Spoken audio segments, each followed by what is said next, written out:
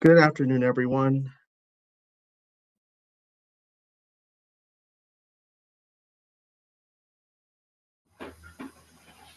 Afternoon, Chair Bodie.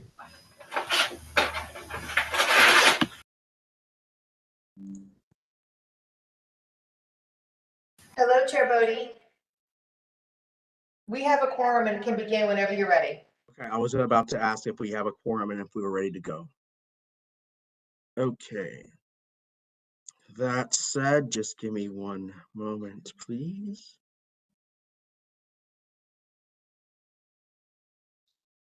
Okay, let's go ahead and get started. Good afternoon and welcome everyone to the first meeting of the Metropolitan Washington Air Quality Committee, or MWAC, for the new year. I will be chairing the MWAC this year with the support from our vice chairs, Anita Bonds from the District of Columbia, Tom Dernoga from Prince George's County, and Dave Snyder from Falls Church. I would like to take this opportunity to recognize our newly appointed members, Zachary Parker, Keith Anderson, Jonathan Rogers, Andrew DeBargio, Sandra Marks, Meredith Soniet from the District of Columbia, Alan Hugh and Jacob Hernandez from College Park. And excuse me if I mispronounce your last name, it's either Mary Abe or Mary Abe from Prince George's County, Susan Cunningham from Arlington County, James Bierman and John Morrell from Fairfax County, Coran Sains from Loudoun County, and Megan Landis and Ivandro Santos from Prince William County. Welcome, new members. I really look forward to working with you all this coming year. To start off, I would ask members to enter their name and affiliation into the chat box. Staff will use this for attendance. So just your name and then your affiliation. So either what county you're in or what agency you represent. As a reminder, please use mute when not speaking, and you are encouraged to use the chat function to share with the participants today's meeting. So, I know folks are at home. There's a lot going on in the background, so if you could please mute yourselves unless you're speaking, it'll be much appreciated. Also, please note that this meeting is being recorded as well. I'm also pleased to announce that the publication of the latest air quality trends report is out. This report shows the region's air quality in relation to federal air quality standards for 6 criteria pollutants. It also highlights actions that have led to significant progress in reducing our air pollution in the region. I encourage you to review this report, which can be found on the COG website. And I actually looked it up earlier. It's up there. It's 2007 to 2022. I have an introductory letter in there. Thank you to staff for helping me out with that. And now, give me 1 second to go back to something. There we go. Interested members of the public will now be given the opportunity to make brief comments on air quality related issues. Is there someone who wanted to say something? Okay. Interested members of the public will now be given the opportunity to make brief comments on air quality issues. Comments will be are generally limited to no more than 3 minutes. However, Mr. Aburn, who requested to speak, requested ahead of time to have 30 extra seconds. And I am going to give him that 30 extra seconds. So, Mr. Tad Aburn, you will have 3 minutes and 30 seconds to address the committee. Thank you, Mr. Chairman. Can you hear me? We can. Please proceed. Thank you. Mr. Chairman, MWAC members, new members, thank you very much for the opportunity to comment. A lot of new members. I had not provided background in here, but for those of you that don't know me, I'm a 40-year MDE employee. I'm now retired. I was the air director for 20 years. I was an MWAC member for 10 years. I have considerable experience on air quality in general. And in my retirement, I've been focusing on helping communities with environmental justice problems. I do apologize for the tone of my comments today. Usually I'm very collegial and collaborative. Today I'm a little bit more direct and factual. Today my comments focus on your agenda item number 5, the Environmental Justice Subcommittee and the public participation process. I do think it is flawed as it does not include any members from environmental justice communities as stakeholders, and it does not include any new members who are new experts in the public sector, quite a few in the environmental justice area. You will receive a briefing from COG staff later.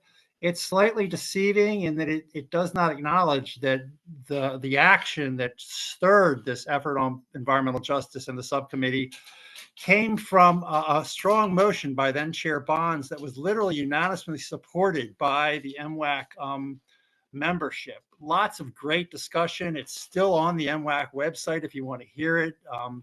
MWAC members Dernoga, Minks, Sales, Snyder all jumped in, were very supportive, and it was a very interesting meeting. Dr. Dickerson, in a March MWAC meeting of 2023, called the levels of air pollution in environmental justice communities in DC alarming. The committee noted that that was very difficult to deal with and wanted to do more. Since that time, very little's happened. I find this difficult, but processes do take time. It's been almost a year. It does appear now that a subcommittee has been established and is moving forward. There are problems with the stakeholder processes at MWAC and to a certain extent across MWAQC. I have tried to participate as a stakeholder in ACPAC, CPC, TAC, TPB Tech, TPB ACPAC.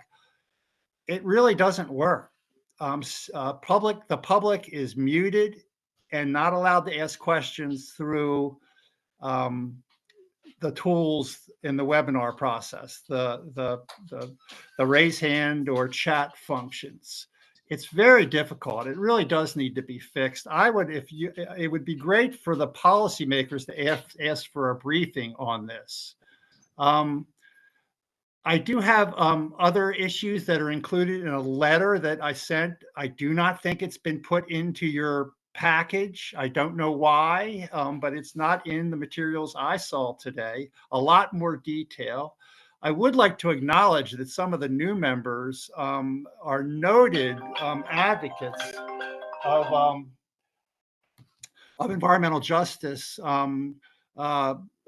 TPP Chair Henderson, past TPP Chair, Zachary Parker, all noted. And I do represent the DC Environmental Justice Coalition. All have great relationships. I will wrap up. I do know that your time is very valuable. I do hope you take a look at my letter. I do volunteer to help if people want me to help. I have considerable experience. And again, thank you for the opportunity to provide public comment. If you want to hear more from me, just ask. Sure. Thank you, sir. Your letter was sent over to us. It wasn't in the package, but we all received the letter that you sent us. So thank you for that. That will wrap up our public comment section. So we're going to go ahead and move on to our formal order of business. Our first formal order of business is to approve the meeting summary from the December 2023 meeting. Do I have a motion to approve the December 2023 meeting summary?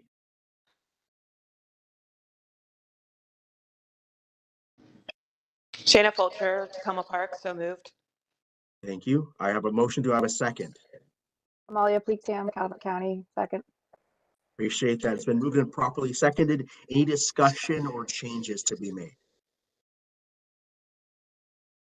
Hearing none, all in favor of approval, please say aye. Aye. Aye. Any opposed or abstentions? All right, the motion carries. The meeting summary has been approved. Thank you everyone for that. And now let's begin with our committee reports.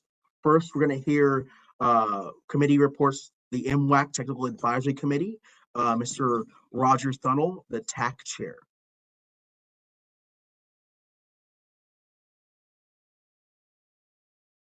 Roger, you're on mute. You're muted. You're muted, Roger.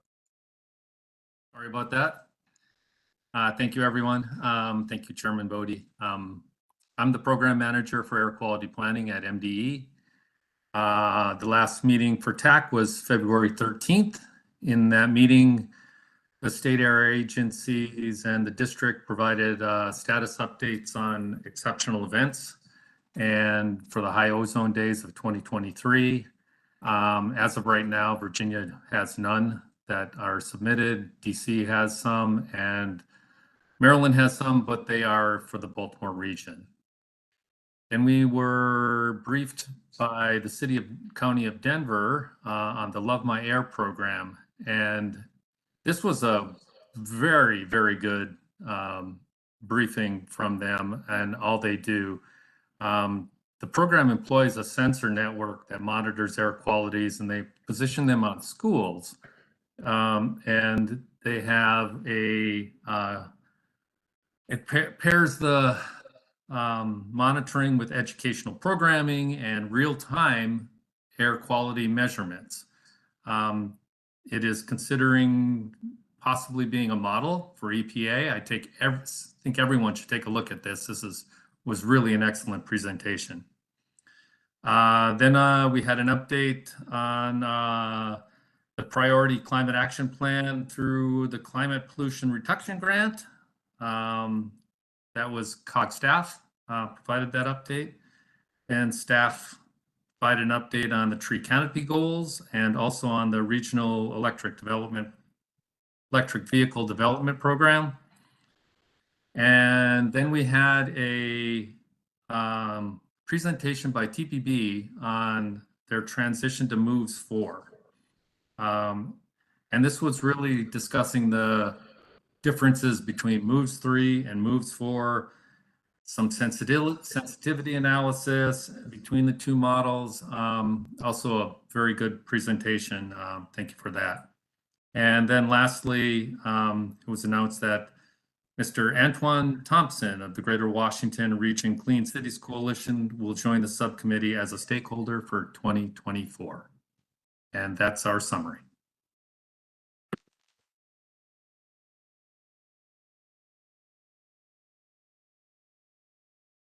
Chairman Bodie, you're on mute. Sorry about that. Thank you for that. Next, we will be hearing from the Air and Climate Public Advisory Committee, ACPAC. Julie, you have the floor. Hi, everyone. Thank you, Chair Bodie. I'm Julie Kimmel, the new ACPAC chair. I was voted in at ACPAC's January 22nd meeting, along with the new vice chair, Bill Washburn. At the February MWAC Executive Committee meeting, 6 new members were approved and appointed to ACPAC. We received a lot of good applicants this year. There were 22 applications to fill the 6 seats, 3 from DC, 2 from Virginia, and 1 from Maryland. With those 6 seats filled, we have a full committee of 18 members. Later, you'll get an update about the EJ subcommittee. In December, after a call for volunteers, former ACPAC chair Ira Pendia appointed 3 members to the EJ subcommittee. I was appointed along with Bill Washburn, our new vice chair, and Dr. Jacqueline Norris. Also at the January meeting, we discussed developing a list of recommendations the committee could put forth to this body and possibly to CPC. These recommendations would be related to more aggressive climate and air policy goals. 3 committee members were tasked with developing this list, which will be reviewed and discussed at ACPAC's March meeting. While the EJ subcommittee is working on the EJ action plan, ACPAC will be working on the EJ toolkit, which will focus on outreach strategies and best practices for effectively engaging with the community and for communication approaches. We'll also be working with a consultant, and COG staff is in the process of getting one on board to start the work. And that's all I have. Thank you. Thank you, Chair Kimball, for that.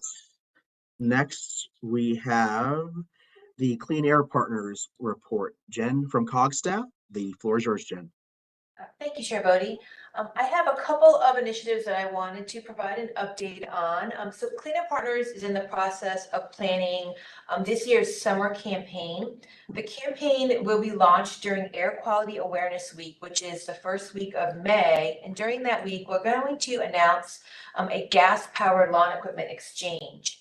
That will take place during the month of May, middle of May through the end of May. And during that time, residents in the Baltimore, Washington region will be able to bring in gas-powered equipment into participating ACE hardware stores in exchange for new electric equipment. And that equipment, the new electric equipment, will be available at no cost to our residents. The equipment that we will have for the exchange will be electric lawnmowers, electric weed trimmers, and electric leaf blowers. And all of the gas-powered equipment that will be dropped off will also be taken to a recycling partner, so it will be disposed of properly. The exchange will also be accompanied by a number of different events. We kind of call these our backyard bubble events, which will include an exhibit at different locations, different ACE hardware locations. And those exhibits educate the public about ways that they can reduce their emissions, all related to lawn and gardening. And then during the month of August will be designated as Ozone Action Month. And during that month, we focus on exhibits, which we call our car bubble exhibit, those are all about eco-driving, and the education around those exhibits is to educate residents on how they can specifically reduce vehicle emissions. So that will take place during the month of August. Those are some of our 2 kind of cornerstone activations. There will also be a number of different activities that Clean Air Partners will be doing throughout the summer. A lot of social media, a lot of media outreach with local news media. And then we are also going to be planning some additional activities towards the latter part of the summer into the month of September, and that will be announced at a later date. Thank you. Thank you so much for that, Jen, a lot going on. Now, next is the Climate, Energy, and Environmental Policy Committee. Jeff, the floor is yours. Thank you, Chair Bodie. Yes, the Climate, Energy, Environment Policy Committee met back on January 24th. We had a lot of updates from a variety of subcommittees, including BAC, the ACPAC, the Regional Electric Vehicle Group, the Greater Washington Clean Cities folks, the Recycling Committee, the Regional Tree Canopy Subcommittee, and also member updates. We then kicked off the new year with new Chair Jolene Ivey from Prince George's County talking about priorities for the year. We got an update from staff on the legislative work of tracking bills and submitting comment letters. Both Tim Masters and Robert Christopher on a call today, if you have any questions about that. And then we closed out with a in-depth presentation and discussion on the Climate Pollution Reduction Grant Initiative that COG has been leading for the entire metropolitan statistical area. And we also heard from the 3 states, since both DC, Maryland, and Virginia also have statewide climate pollution reduction grant programs and planning going on.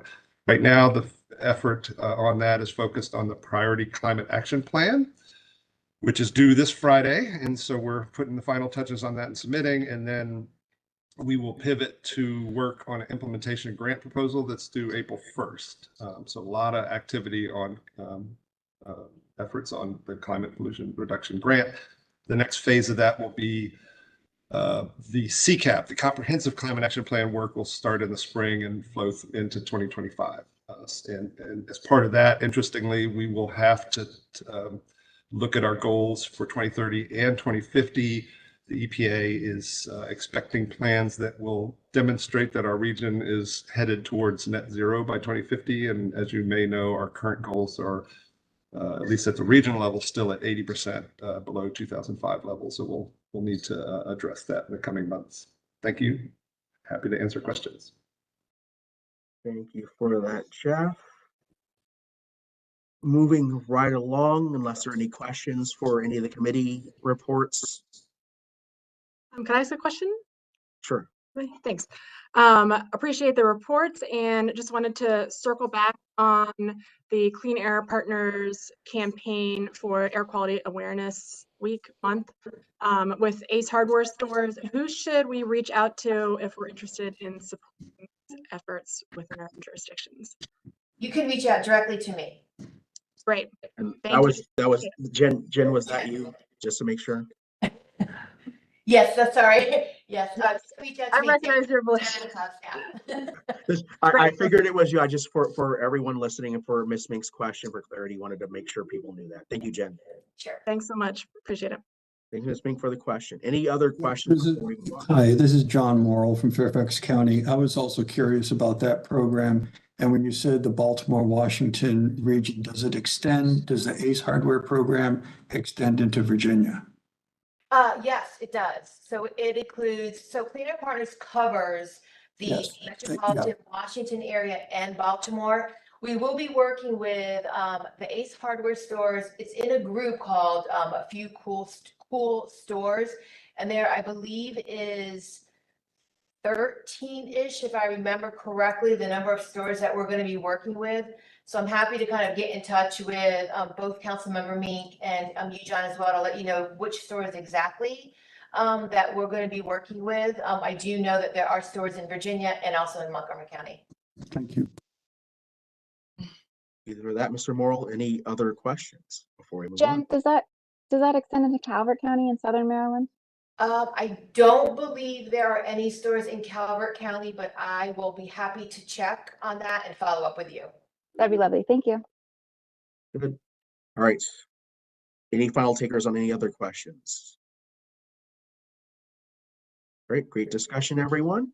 We're going to now move into our local and state updates. Now is the opportunity for both state and local agency members to share information on their jurisdiction's activities. And you can hear my co-chair here as well. First, let's hear from our local jurisdictions.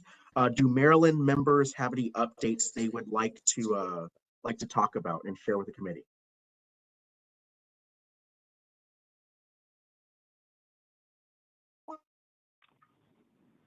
Any hands raised or anyone's talking from Maryland?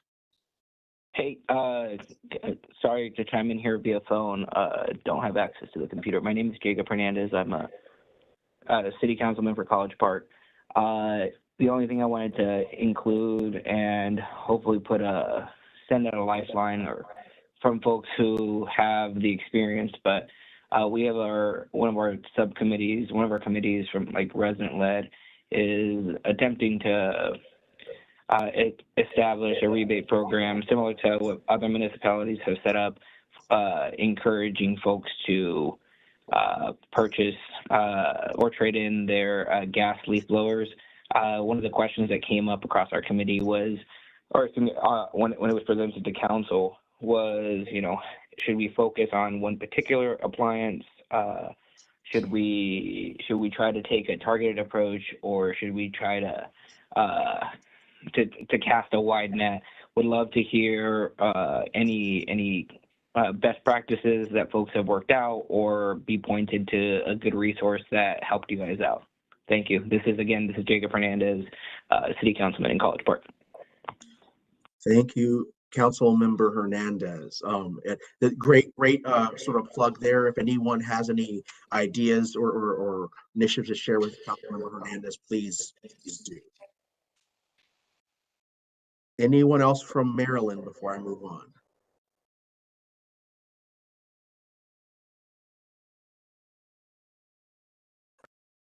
can give a state update if you want. For it. Okay, we're getting ready for the next ozone season, pretty much getting all the equipment and monitors ready. We've already noticed that there are some wildfires to the south, something for everyone to keep track of. And we're also following all the Supreme Court Good Neighbor SIP sort of legal processes that are going on, and some actions that EPA has taken with Pennsylvania as well. Thank you for that, Roger. So unless anyone else from Maryland has anything burning, I will move to Virginia. Anyone members from Virginia have anything? And I'll wrap up Virginia once everyone else from Virginia goes as well.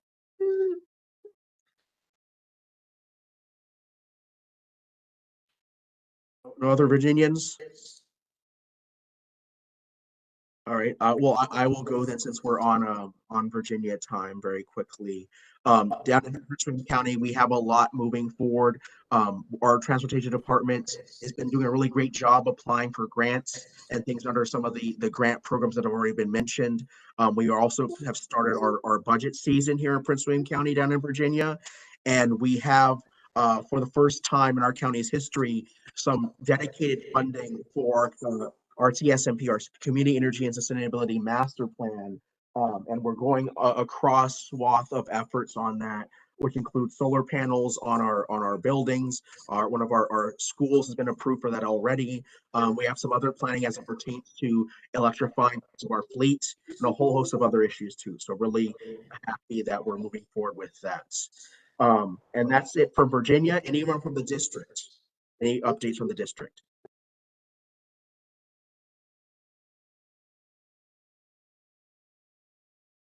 Hannah, you're on mute.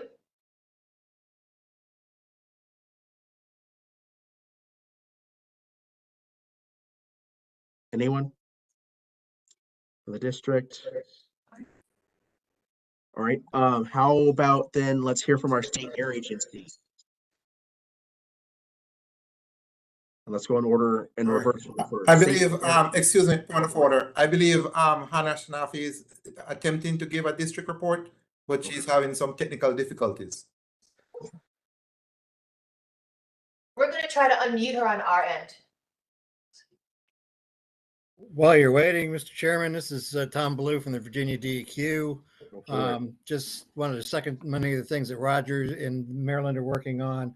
We're also working on a couple of state implementation plans, one dealing with the SO2 standard and also one dealing with regional haze. And we are also putting our final touches on our statewide priority climate action plan as part of the climate pollution reduction program, and expect to submit that on Friday. Thank you for that update. Were we able to work out the meeting issue with the other individual who wanted to speak? Hannah is unmuted on our end, so maybe give it a go. Sure, go for it. All right, can you guys hear me now? We can, Hannah, go for it. Glad to have you with us. All right, thanks. So we have a lot going on the monitoring side of things in the district. So one, we're working on our expansion of our hyperlocal monitoring pilot, which we had a mobile car outfitted with air quality monitors driving around. We're planning to expand. Last year, we did a 2-week pilot with 3 neighborhoods. This year, we'll be doing adding at least 6 more neighborhoods and be doing a longer period of time. So we're planning to do a little bit of engagement on the neighborhoods that we've selected for that. So we'll be doing a public meeting coming up in March. We're also working on our applications for the non-competitive IRA monitoring grants. Those are due April 8th. So we're going to get a little extra money for monitoring there. And of course, our exceptional events, Roger mentioned earlier, we had our hearing on Monday. We had 1 comment, so we'll be finalizing that soon and sending it to EPA. Thanks. Thank you, Hannah, and thanks for persevering through your technical issues there. I know it's not always fun time. That's it we've heard from a couple different agencies. Any other state air agencies or anyone else while we're on local and state updates? Can I give a quick comment for Councilman Hernandez? Go for it. Thanks. I was just going to note that DC SEU, DC Sustainable Energy Utility, they're DC based, but they helped us in Montgomery County as we worked on our transition away from gas powered leaf blowers. I believe they supported DC as well, but we're in Montgomery County and they were helpful for us too. DC Energy? DC Sustainable Energy Utility. And sorry, I tried to put it in the chat. I'm having technical difficulties using the chat, so hopefully that's helpful. Well, I can't see the chat, so I really appreciate it. Thank you. I'm on the phone here, so joining from the office. Thank you. Sure. Thank you for that, Ms. Mink. Final call before we move on.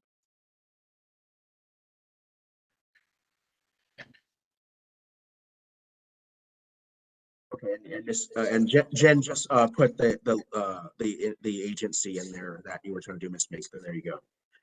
All right, so now we will move on to the air quality planning updates.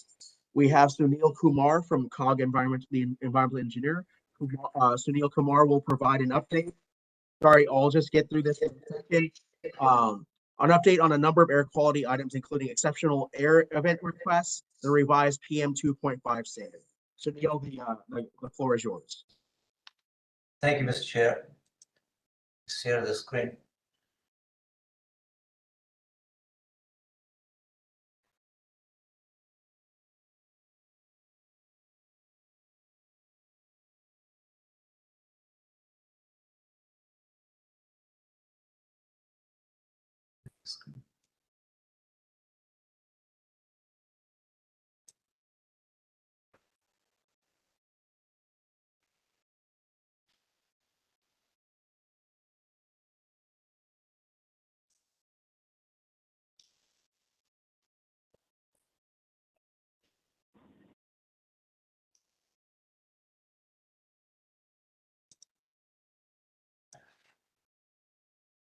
There we go. Let us know if you can see this. It looks like it's only partially loaded for me. How about now? Does that look okay for everyone? I'm still just seeing very, very fragmented. It's not.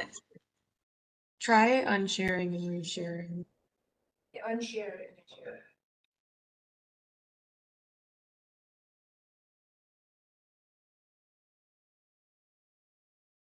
Maybe I'll do the same. Yeah. Okay. How about this? Tim Masters, as a backup, would you mind sharing on your screen? Sure, 1 second. Okay. Sorry, everyone.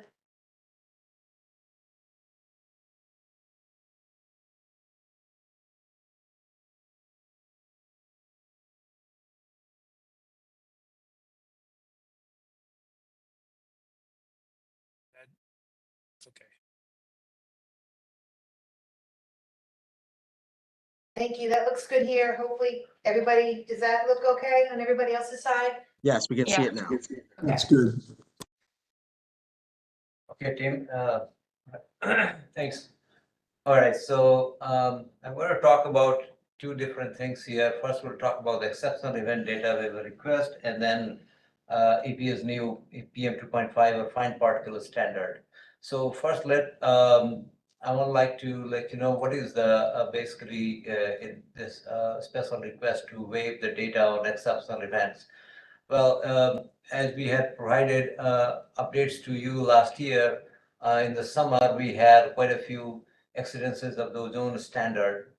And that was in part due to the smoke traveling to the region from the Canadian wildfires. So that affected.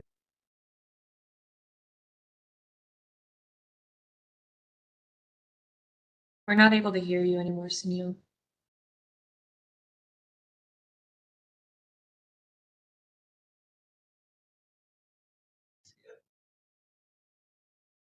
Okay, and We've lost Sunil's audio. Good.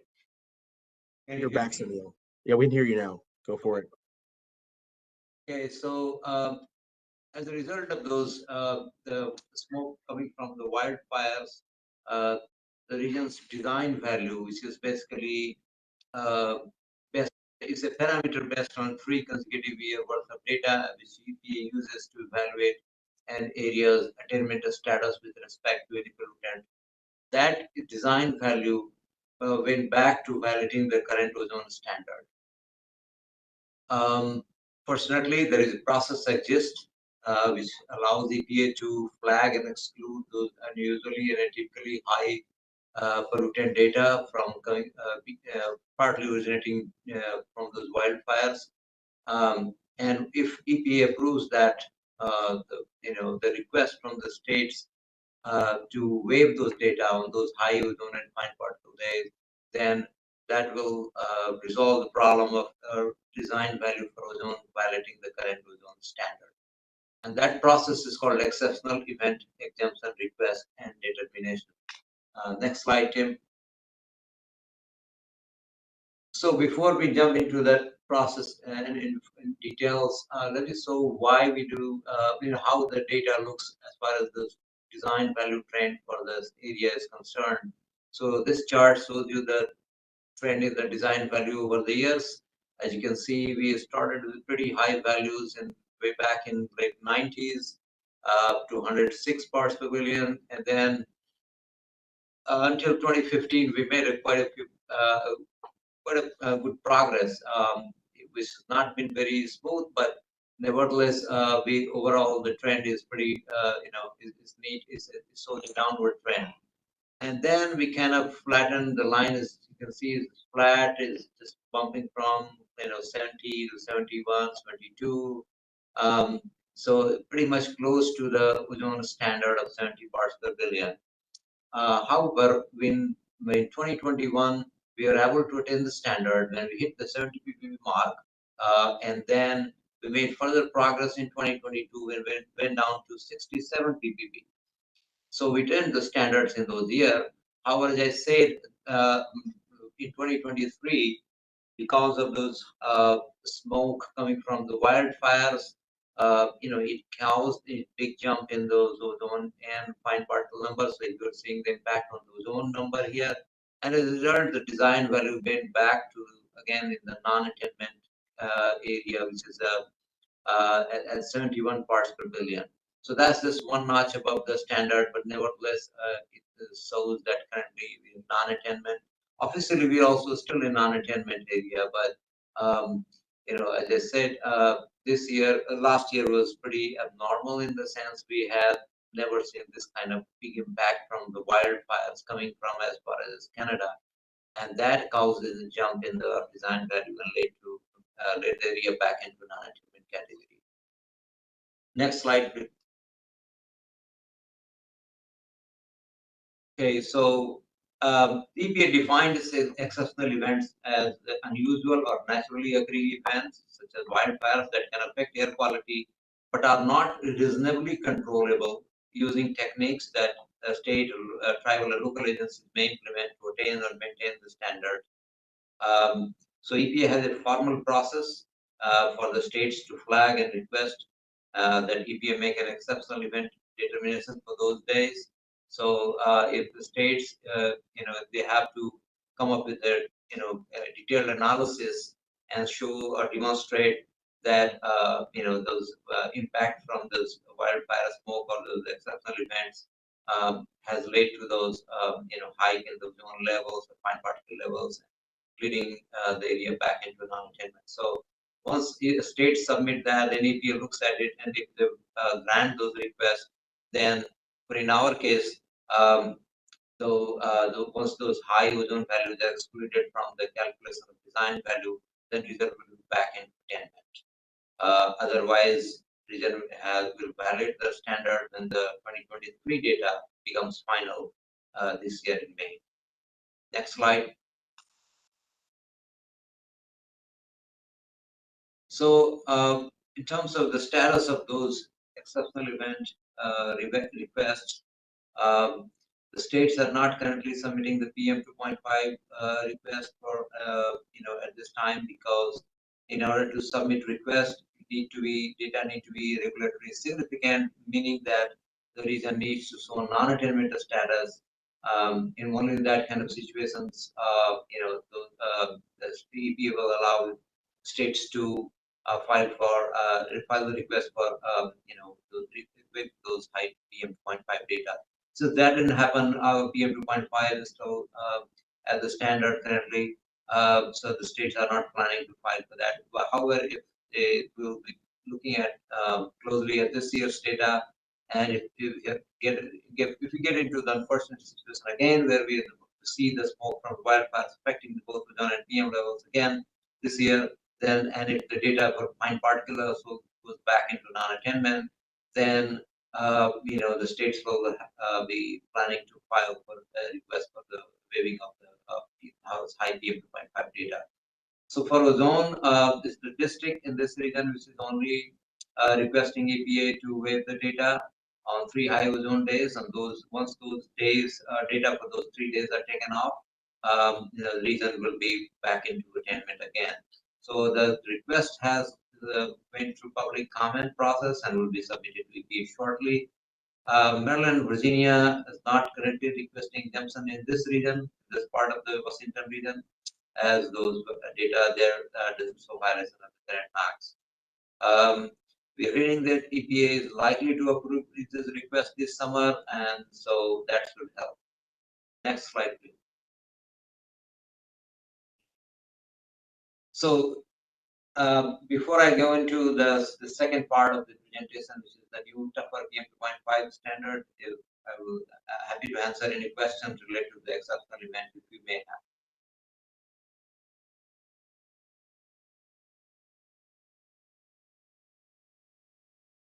Any questions before he continues?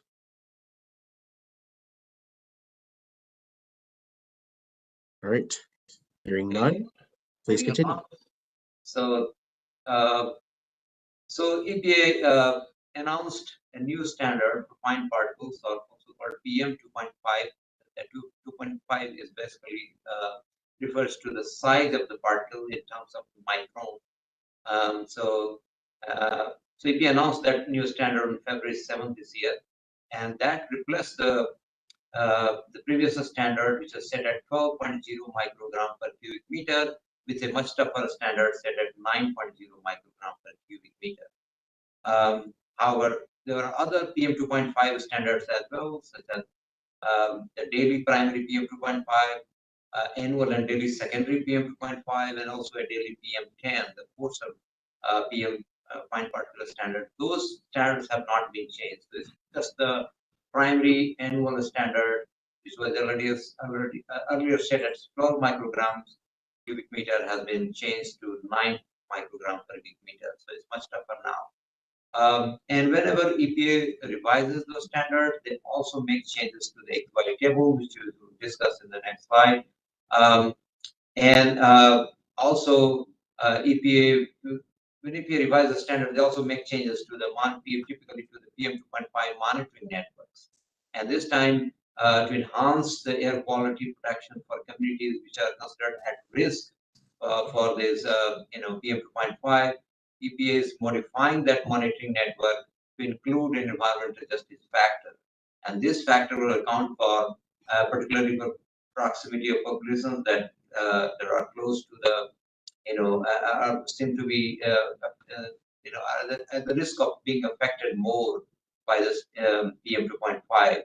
And those communities, if they live closer to the sources of PM2.5, so those factors would be accounted for. This tougher standard will result in significant public health benefits in terms of dollars. It's 46 billion, that's EPA estimate for 2032. And if you're wondering where the number 2032 coming up, is the attainment deadline for the new standard. So EPA is expecting that we'll have the country will see a $46 billion net benefits by in that particular year. The benefit will also include like 4,500 avoided premature deaths, 800,000 avoided cases of asthma symptoms, and 290,000 avoided lost work days in 2032. In contrast, the cost for the implementation of controls to for this standards are estimated to be only $590 million in 2032. So as you can see, the benefits they outweigh the costs associated with control of emissions that cause PM2.5. Next slide. So I just wanted to show you where we are in terms of the annual PM2.5 design value. Again, I mentioned design value is based on 3-year consecutive year worth of data, and it used to evaluate the attainment status with respect to any pollutant. So in this case, you can see the trend in the that parameter on a historical basis. And you can see late in 90s, early 2000, we had 17.3 microgram per cubic meter, and now it's just down to 9.0 in 2023. That data is still preliminary, so it could change, but that's where we are right now. As you can see, we had earlier we had PM2.5 standard for annual was 12 microgram per cubic meter was set in 2012. Now it's down to just 9.4 microgram per meter, and we are right at that mark as of now. However, as I said, the 2023 data was influenced partly by the smoke coming from the wildfires, but we couldn't apply for the exceptional event request to bring it down because we are not validating the standard as of now. However, we'll be keeping a very close eye on this particular year again, and we heard from Mr. Roger Connell from MD that they're already seeing wildfires, in this south of us. So, we will be closely watching this summer and see if we, see if we go back into non-attainment, and then, obviously the follow-up steps will have to be taken. So as of now, we are right at that mark, 9.0 microgram per cubic meter, and therefore in attainment of the new standard. Next slide. So yeah, this is the new AQI or quality index. As I said, whenever EPA publishes the new standard, they always change those AQI category, AQI ranges that defines different AQI category and index. So in the second column, you have the previous AQI category breakpoints. Third column from the left, you have the updated new AQI category breakpoints. So the first column, you can see the different AQI index value and the corresponding AQI category. So if AQI is in 0 to 50, you are in good air quality, means code green, and the breakpoints for that category were 0 to 12. That's for the older standard. Now that has been changed to 0.9 to account for the new standard. So that means that since it will take a lesser value of PM2.5 to go into moderate or now because obviously the higher end of the breakpoint is much lower compared to the previous breakpoint range. So it will be easier to go into moderate now. So it doesn't mean that it would mean that our air quality is worse or become worse this year. It just means that the criteria for defining good and moderate air quality has changed. Likewise, for moderate air quality with AQI range of 51 to 100, that's code yellow. The previous AQI was 12.1 through 35.4. That has been changed to 9.1 to 35.4. So the lower end of the breakpoint has been kind of reduced down to 9.1 now. So as a result, we expect to see more moderate this year. Then we have code orange. That breakpoint didn't change. So we don't expect any change in the code orange or unhealthy for sensitive group category this year. And then in unhealthy group or code red with AQI of 151 to 200, that breakpoint has changed now. It's from 55.5 to 150.4. That used to be the case for the older standard. Now it's 55.5 to 125.4. So the higher end has been kind of reduced. So we can expect, there will be probably more chance of the code red if we ever again end up into situations like, where smoke from the wildfires that start coming up again and raises the level, then it'll be easier now to go into code red because the criteria has been kind of tightened. And then you have code purple 201 through 300 AQI. Again, similarly, the breakpoints have been changed from 150.5 to 250.4. Now is only 125.5 to 225.4. And likewise for the code purple or hazardous, the numbers again lower at the lower end of the breakpoint range. So is basically was in summary, we can say that we can expect less code green days, more code yellow, red, and purple days, and we don't expect in the code orange days because the criteria for that category did not change. So it's just kind of wanted to alert you all that you may see a difference in the numbers for different code day this year, but it won't mean that anything is got worse. It just means that criteria for defining this AQI category has changed. Next slide, please.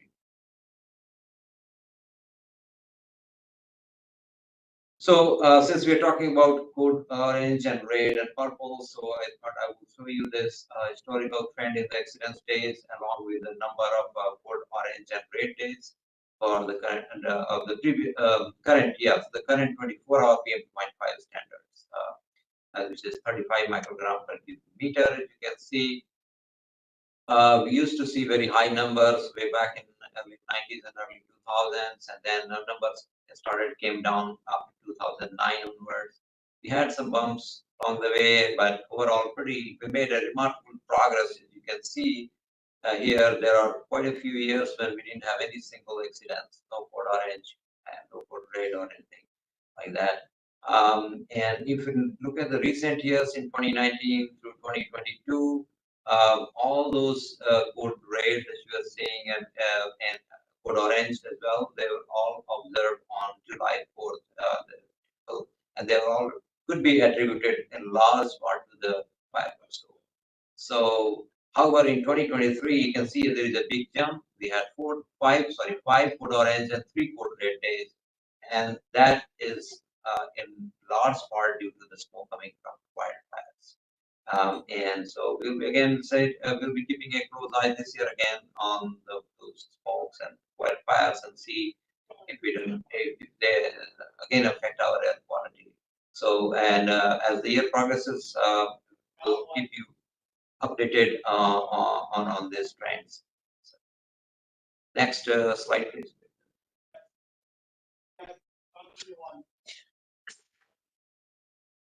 Okay, so this shows the design value for the daily PM2.5 standard. So PM2.5 has annual and daily standard. Daily standard is not achieving change. This still remains at 35 microgram per cubic meter. It was published in 2006. As you can see, similar to annual PM2.5 design value, we also made pretty good progress on this front as well compared to the late 90s, early 2000s. We are now in 20s instead of 40s now. However, again, line has kind of flat, just like ozone. Numbers seem to be varying between 20 and 2022. Last year, again, we saw 2022, and that obviously had some impact from the smoke coming from the wildfire. So we saw some jump there. But again, not a whole lot has changed since 2014, as you can see here. The numbers keep varying between 20 and 2022. So, and that's all. So it is well below the current PM2.5 standard. So that's not a concern for us. But we'll be watching these numbers again this year, and we'll keep you updated. Next slide, please. So that's the end of my presentation, and I have to have this contact numbers and emails for you, and feel free to email me, call me. Any questions. Again, I would be happy to answer any question you have on this part of the presentation. Sure. Thank you for that, Mr. Kumar. A lot of information, a lot of good information. Wildfires and fireworks days notwithstanding, it looks like we're going the right direction and seeing that the trends are changing. Any questions before we move on? I just have one comment. This is Roger Sure. Fennell. Go for it. Just that EPA will designate areas non-attainment using 2022 through 2024 data, which means this year. And since we're right at 9 right now, this year's really important and we need to follow it closely.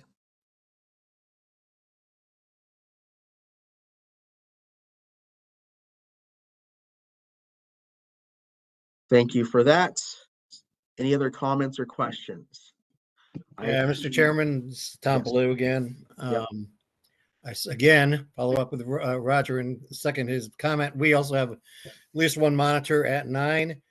It happens to be a little more difficult because it's a near road monitor, which is a little different than what we normally use for designating areas, since it's meant to look at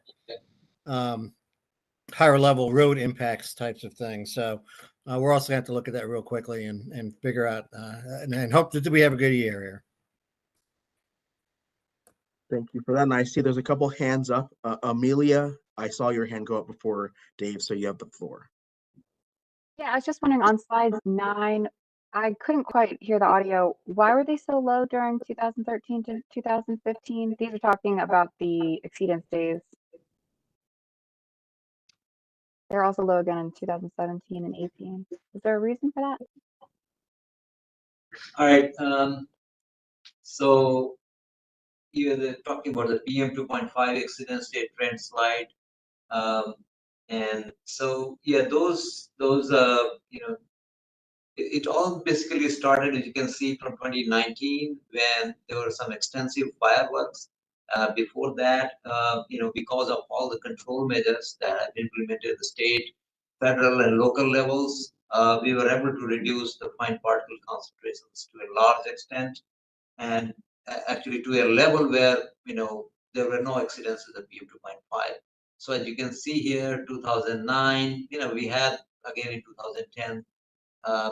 There was a bump here, and it's not just the emission, but also the weather is another important factor. So there are multiple reasons for this, but I will say that because of the large, I will attribute the reduction in this PM 2.5 standards, large part to the emission controls that were implemented over those by state and federal level and the local levels.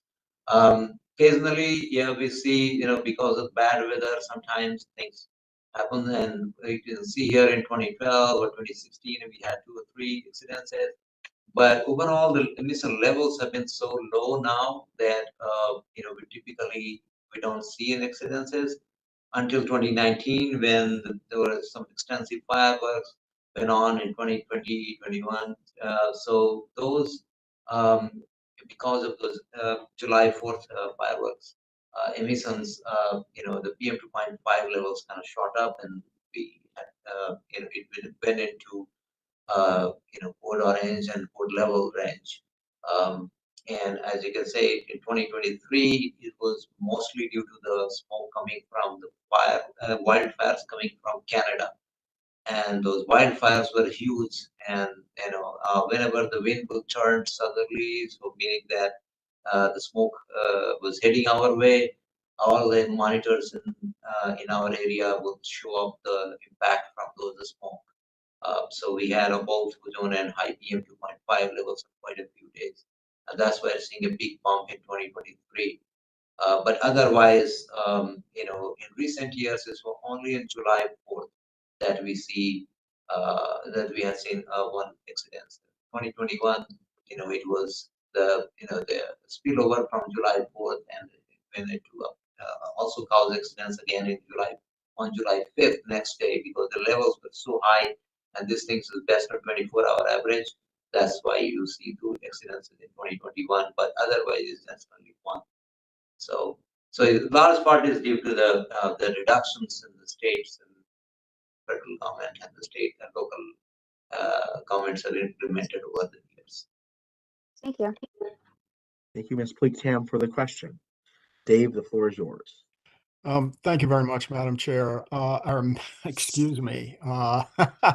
Thank you, Mr. Chair, very much. So here's a question and relating to that last slide. Because a slide like this, I would like to make generally publicly available, but the last bar needs explanation on the chart or an alternative chart that shows if you remove the Canada wildfire effects, what would that last bar look like? It's good that we're getting this verbal description, but I think I would like a chart that more clearly illustrates for the benefit of the public what was going on in the years where we had those, in the recent years where we had those red elements, that they were really caused by circumstances beyond our control. So it would be possible to get a slide that we can use with the public to explain that better. That would be very, very helpful. And as always, I ask, what does this ultimately mean to the public? I think it shows a lot of progress. It shows a commitment to doing more, that probably more is needed. But that last bar makes it look like we're starting to lose control again. And I don't think that's really the case. Thanks very much, Mr. Chairman, for the ability to make these comments. Thank you for the comments, Dave. That's a very good point. Could I respond to Mr. Snyder real quick? Go for it. Go for it, Roger. It's very difficult to put in that bar chart for the last one because EPA will only accept revisions of the data up to a point. And that point is when they're regulatorily significant. So if the monitor drops below 9, even though there was wildfire smoke everywhere, EPA won't delete the data. So it depends who you're asking. If you're asking EPA, that number will remain high because there's no regulatory significance. If you ask us, there's wildfire smoke everywhere. We can see it. I mean, we can smell it, but it's not taken into consideration. So those numbers are artificially high. Right. So I appreciate the numbers, but I'm thinking about something that I can share that we could generally share with the public to show where things really are to the extent that we have the ability to affect them. Thanks. Okay. The whole narrative that goes along with the numbers is important, is what I'm hearing. And I appreciate that context. You know, EPA has what they put out, the raw data, but to the point, it's on us collectively to make sure we have the right narrative that goes along with that context, is what I'm hearing. So I appreciate that. Anyone else before we move on? Mr. Chair, I would just like to add something to Sure. Mr. Hill said, that during the last summer, when we were seeing the impacts of this from wildfires, we were also working with the SCOG's Office of Communication to communicate to the public as much as possible through media and all, through our websites and Twitter and all that, to let public know that these are all basically largely in part due to the wildfires. So hopefully that will help communicate to the public that these are all basically impacts from those events that are not under control, coming from a different country, and nevertheless it affected their quality and public health. But I just wanted to throw that out, that we made that effort and we'll be continuing that effort again this year. Appreciate that. And Alan, we'll give you the last question here before we move on to comment. Not so much a question, but a statement. The what one would call artificial or irrelevant data due to the wildfires is actually significant in the levels of global warming. It makes a statement that there is an issue of global warming out there that needs to be addressed, that this can have such an impact.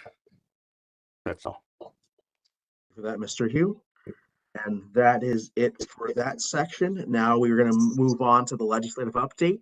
We'll hear from Tim Masters on anticipated legislative action during this year. Tim, the floor is yours. Chair, I'll share my slides in a second. Can folks see that? Yeah. Excellent, thank you. So I'll give a brief overview of our activity this year for the legislative committee. That's the CPC legislative committee. We're already kind of in the thick of the legislative season, especially in Virginia. But I'll first kind of provide a bit of background about this committee and then talk more specifically about our activity as it relates to the District of Columbia, Maryland, and Virginia. So just to provide a bit of background first, and I'm sure some folks may have seen these first couple of slides in some of our other committees, but a quick background. CPC's Legislative Committee is a small group of CPC members who periodically meet with staff to review legislative initiatives in the district, Maryland, and Virginia. COG staff track various bills during the legislative season that fall within COG's legislative priorities, which I'll talk to in a couple of slides. A series of ad hoc calls are held to determine specific bills to send comment letters on. Usually we send bills of support or opposition, of course, to any bills that fall within those legislative priorities. And the committee primarily runs from January through April. Obviously, we kind of acted throughout the year with regard to the district, but January through April, that's really the time that we're very active, as that's usually the time of Maryland session, and Virginia's session is either 30 days or 60 days, depending on whether it's an odd or even year. This year it's an even year, so it's 60 days session, and that will be wrapping up pretty soon. I'll get to that in just a moment, though. So each year, the COG board adopts legislative priorities in January. These cover transportation funding, housing, environments, which includes water quality, climate resiliency, and air quality. There's also human services, public health preparedness, homeland security, food security, and infrastructure investment. On this next slide, we can see more specifically our climate and energy innovation and air quality protection priorities for 2024. So that I'll run through these real quick. The priorities include supporting policies to meet the region's climate goals, supporting multi-sector actions to reduce greenhouse gases, ensuring sustainable, secure energy access for all, supporting aggressive state renewable portfolio standards, expanding clean energy innovation, technology, and finance, supporting aggressive energy efficiency goals, enhancing incentives and financing mechanisms for resilient infrastructure, and supporting policies that preserve and protect regional air quality and public health. And obviously that last priority pertains more to the MWAQC side of things. These are just a few key dates in Virginia, Maryland, and DC.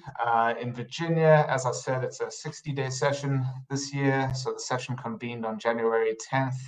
Crossover was on February 13th, and the session will be adjourning on March 9th. In Maryland, the session convened on January 10th as well. Crossover is coming up on March 18th with adjournment on April 8th.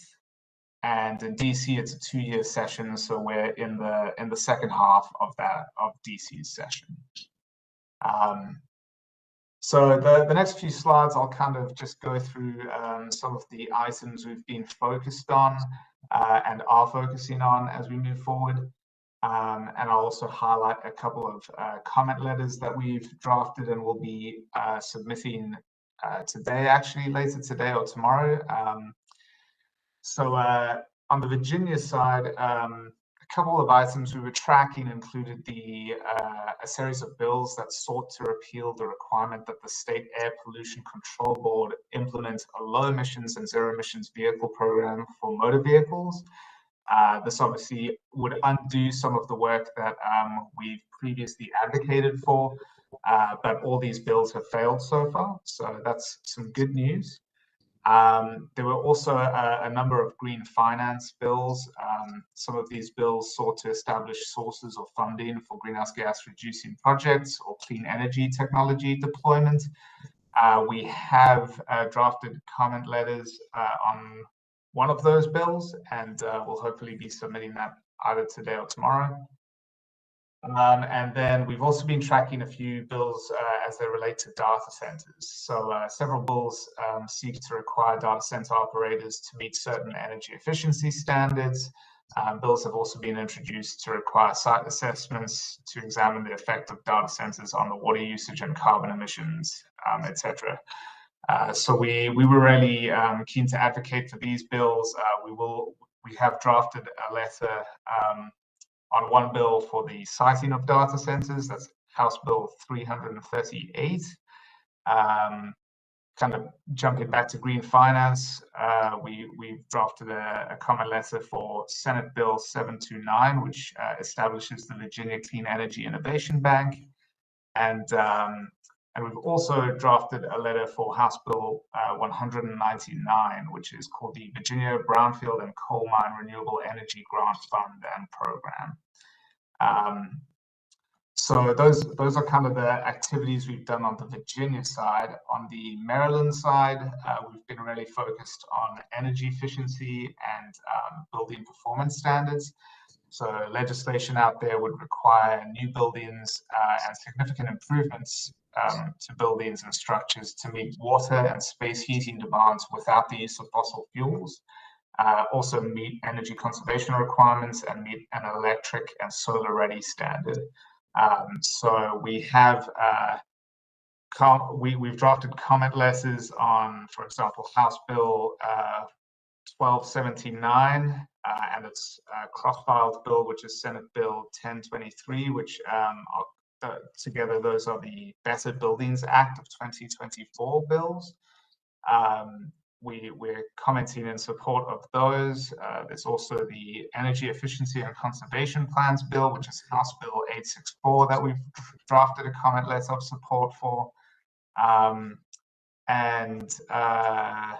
Kind of the second category of bills we've been looking at has been this green finance topic, which like Virginia, there are a few bills in Maryland seeking to establish funds or for green infrastructure and clean energy technology deployment. So a few of those that we are looking at include House Bill 660 and House Bill 1220. Those would basically establish funding streams for a number of clean energy technology deployment programs and green infrastructure. Kind of lastly, that's not really listed here, we've also drafted a comment letter for Senate Bill 570, and we've drafted a letter in support of that, which is the Warmth Act. It's that's kind of the acronym. It stands for Working for Accessible Renewable Maryland Thermal Heat Act. So that kind of establishes more thermal energy heating in Maryland. So yeah, those have been our main focus in Maryland. Also, something that we have been tracking is House Bill 505 and Senate Bill 682. Basically, those bills promote transparency for utility votes at PJM, the regional transmission organization for our region. And there's also a bill on the Virginia side that is also seeking to do this, which is House Bill 109. So those were kind of recently added that we're starting to follow now, and maybe moving forward with comments further down the line, with obviously further discussion with our committee.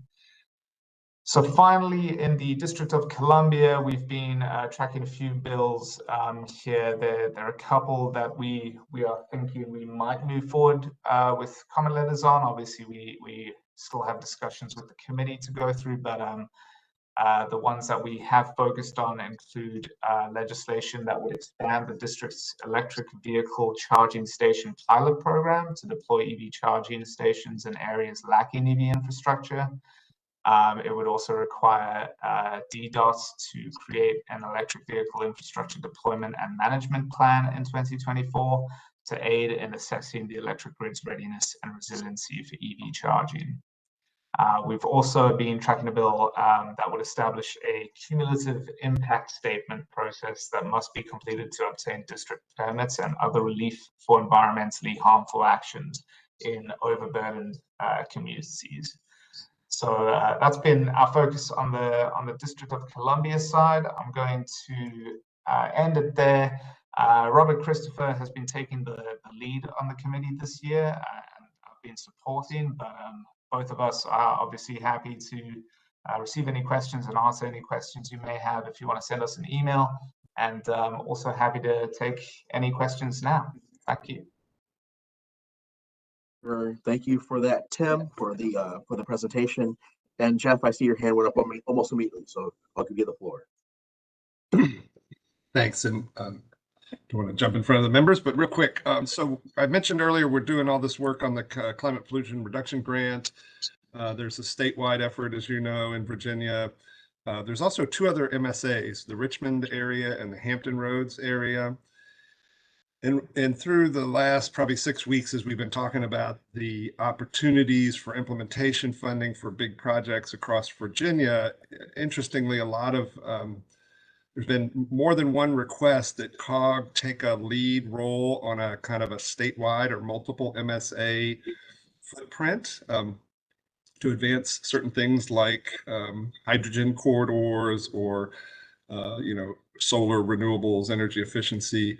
So I guess the question is, Tim, and I can follow up with the team offline too, is in any of the Virginia bills, has there been, I know you said there were some initiatives related to green finance, but has there been any component of that also talks about some sort of new statewide commission, or a center? For instance, on the Maryland side, they have the Maryland Clean Energy Center, which functions in that kind of, can represent the entire state on a clean energy initiative like a green bank or PACE funding.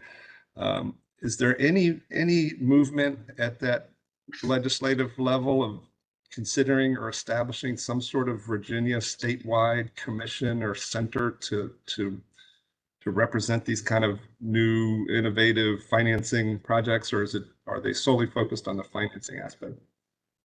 What we've been tracking, it seems to be a lot more focused on the financing side of it, so establishing kind of green banks particularly. I don't recall if we have seen any bills establishing a clean energy center. I don't know if, Robert, you might remember anything like that.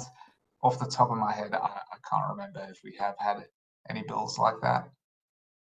I haven't seen anything to that effect either.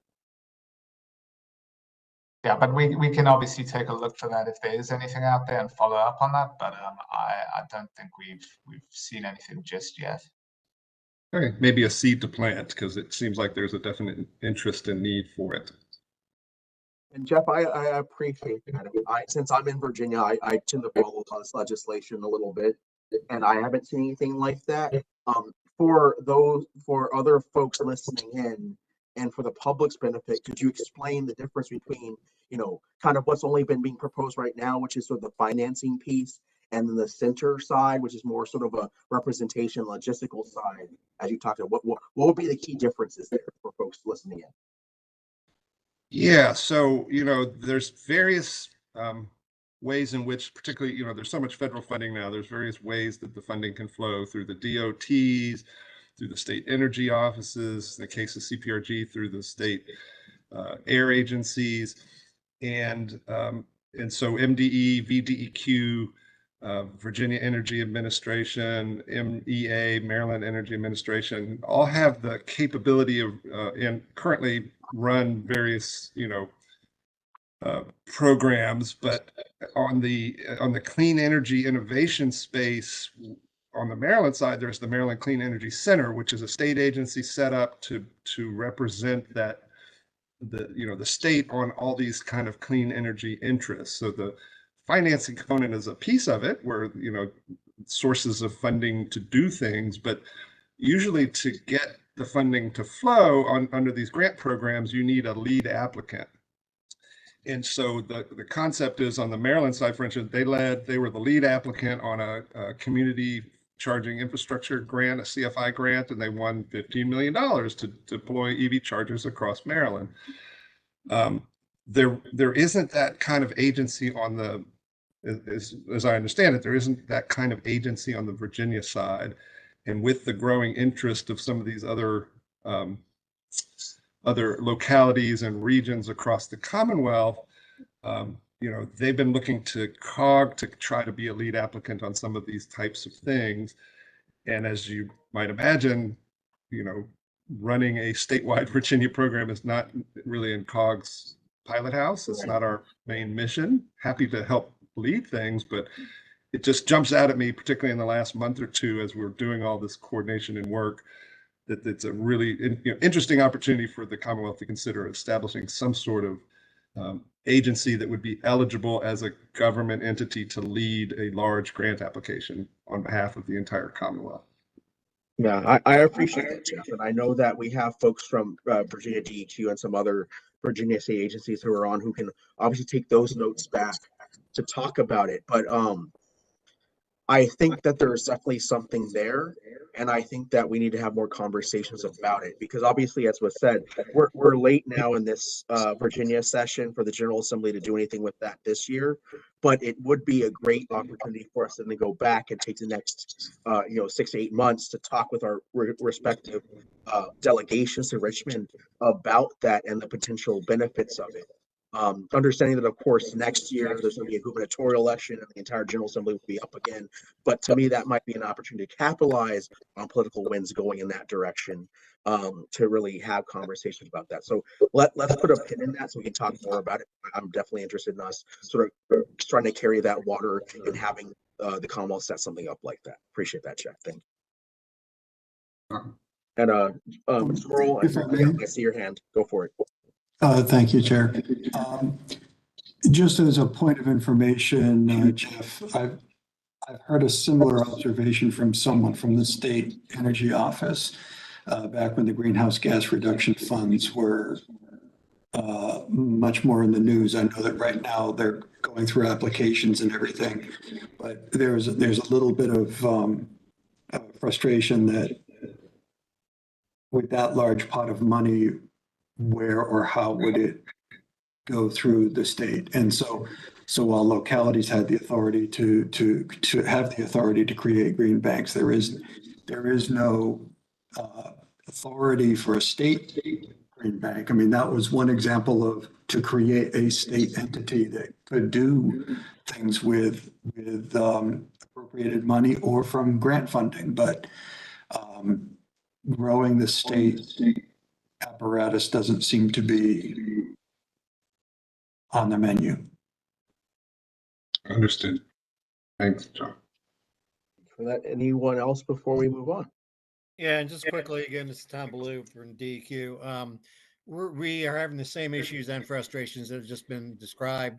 We are working on CPRG. The problem is to find a home for these projects and then to find between us, Virginia Energy, and say VDOT to have the bandwidth to be able to administer these programs. And it's a very decentralized exercise right now, which probably would benefit from a more centralized approach. Thank you, Tom, for sharing that agency standpoint too. As you all well know, we hear from a lot of elected officials and other decision makers out here on what our pain points are, but it's good to hear from the agency side that's a similar frustration, because to me, if we're all saying the same thing, it hopefully will give us more headwinds or tailwinds, I should say. So I appreciate that. And again, I think we should continue the conversation. Anyone else? All right, seeing none, we will then move now to the environmental justice and air quality planning. During our last MWAC meeting, members approved the project activities, budget, and subcommittee structure for MWAC's new EJ work. Today, COG staff will provide an update on this important initiative and next steps. And I believe, Robert, you're sort of the head on this update. Yes, thank you, Chair Bodie. Sharing the slides, bear with us for a moment here.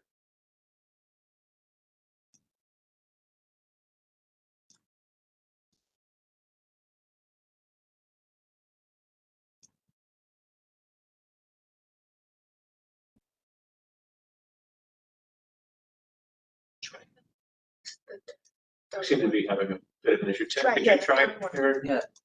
No, back up. 1 second. Second book, yeah. Thank you.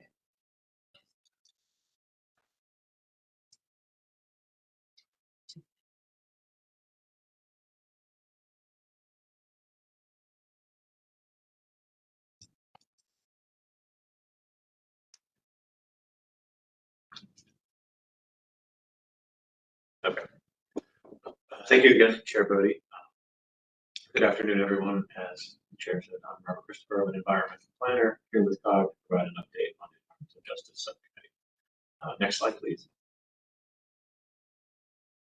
So just going to go through a little bit of background on what we've done so far and where we're headed. As you can see here, in May 2023, our committee adopted the FY24 work program emphasizing environmental justice, community engagement, and equitable regional policies. Our objective is to develop an action plan for environmental justice and air quality planning. By September of last year, we established the Environmental Justice Subcommittee to spearhead this initiative, and by December, we had approved the recommended project activity and committee membership structure. Next slide, please. Our approach involves creating an action plan to guide members on integrating equity into air quality policy, project management, and program development. The Environmental Justice Subcommittee will lead this effort, incorporating feedback from various stakeholders, including MWAC, the Air Climate Public Advisory Committee, and external contributors. Next slide, please. The Environmental Justice Subcommittee's role is crucial in supporting MWAC's commitment to environmental justice and equity. Our mission is to develop regional policies and initiatives that support member programs in these areas. And we aim to complete our project and deliver the final action plan by December of this year. Next slide, please. So as you can see here is the approved membership structure. You'll notice that one of the numbers in the corner is red. At the MWAC Exec Committee, an additional member was approved for DC to have parity across all three jurisdictions. Next slide, please. Once approved, we then moved on to approving the members for the subcommittee. You can see those here with the other DC seat to be filled. And you'll note that the committee will be chaired by Dave Snyder, Kristen Meek, David Bonds, that will co-chair this work. Next slide, please. We are currently in the phase of contractor selection with proposals that were due on February 15th of this month. We're now assessing the proposals that we received from contractors. And as I said before, our work activities are scheduled to run through December 31st of this year. With the next steps after selecting a contractor, including project kickoff and public engagement that will be coordinated with the committee and our selected consultant. Next slide, please. Go back over. Here's the status of the project so far. So we have formed the subcommittee and approved membership structure and members. Next, we'll be done survey and hold focus group roundtable discussions with those members in conjunction with the contractor and to develop the action plan. Next slide, please. For more information or to get involved, please feel free to reach out to me or our senior staff, including Jeff King, Jeff Bezanon, and Dave Boggs.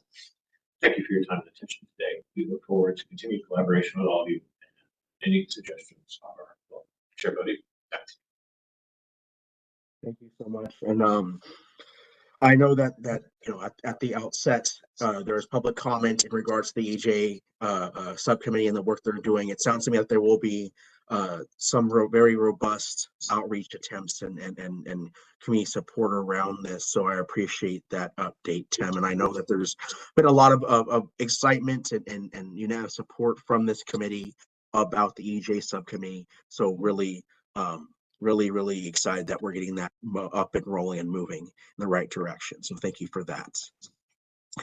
We have caught up on time, thankfully, so we're now right on schedule. We're now going to move on to Apologies. Can I ask a quick question about timeline here?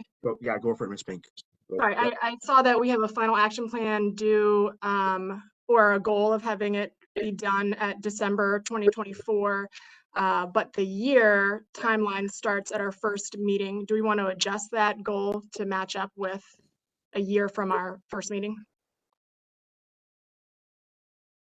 I mean, I think that could be a discussion that we have at that first meeting. I wouldn't commence anything at this moment right